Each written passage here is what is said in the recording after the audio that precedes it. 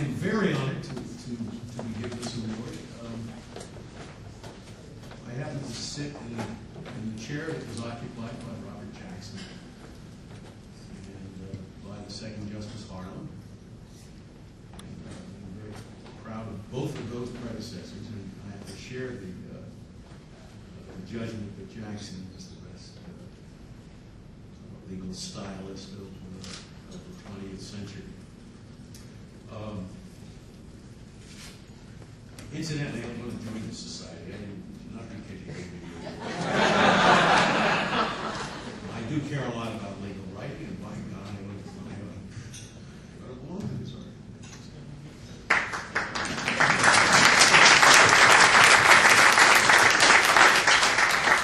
Now, having anticipated that you would probably want me to say a few words, I did prepare a few comments, observations. The first is that you want to get a new name for this award. The Lifetime Achievement Awards are best known at the annual Oscar ceremonies, where they are awarded to some old-time actor who never won an Oscar, but should have, just for sheer persistence and endurance. You know, Bob Mary, or the awardee usually crosses the stage with a cane. I assume that your award has none of these connotations, and therefore accept it with great pride. I'll get a new name. The rest of my observations pertain to legal writing. The first and most important is that I do not believe legal writing exists. That is to say, I do not believe it exists as a separate genre of writing, alongside, for example, poetry and playwriting, children's stories and murder mysteries.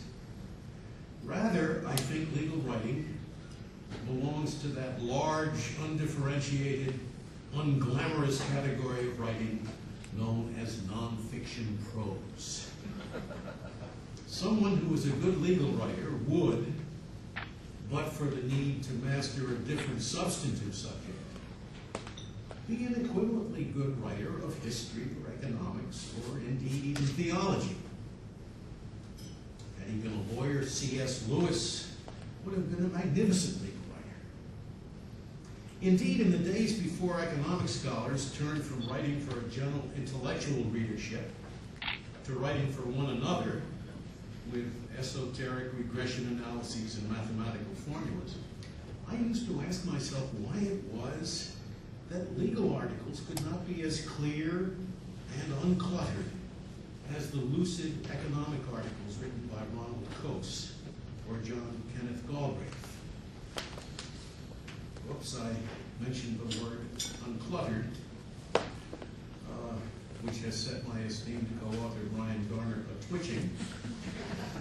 He who has embarked upon a campaign to eliminate from the text of briefs and banish the footnotes the case citations that so disrupt the flow of thought in legal writing. This is indeed one respect in which legal writing, or at least legal writing that purports to describe the law in a common law system based upon precedent, differs from almost all other writing.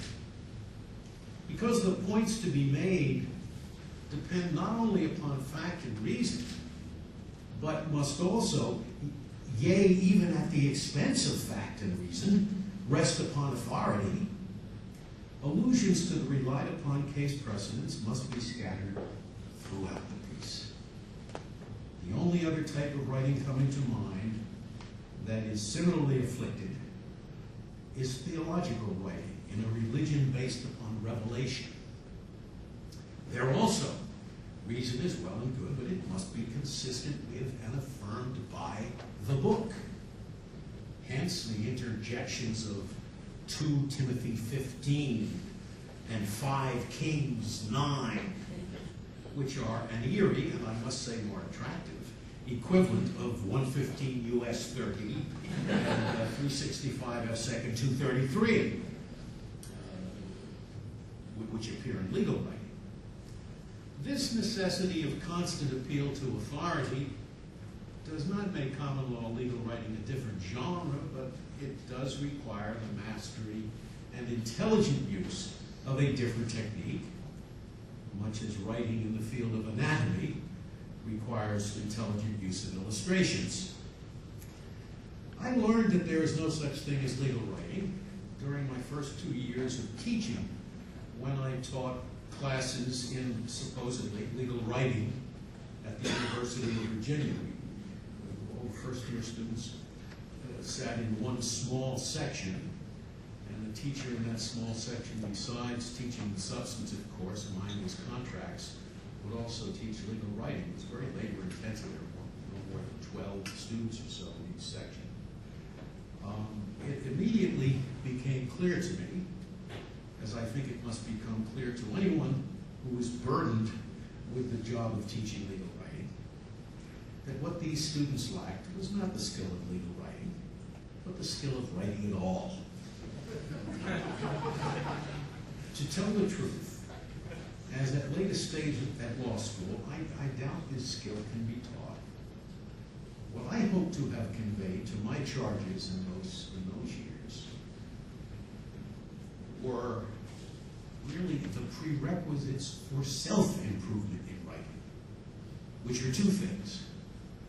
Number one, the realization, and it came upon some of my students as an astounding revelation, that there is an immense difference between writing and good writing.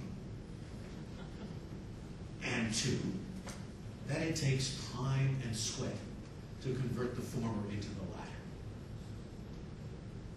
Time and sweat. We talked about the 6 or 7 versions of the brief that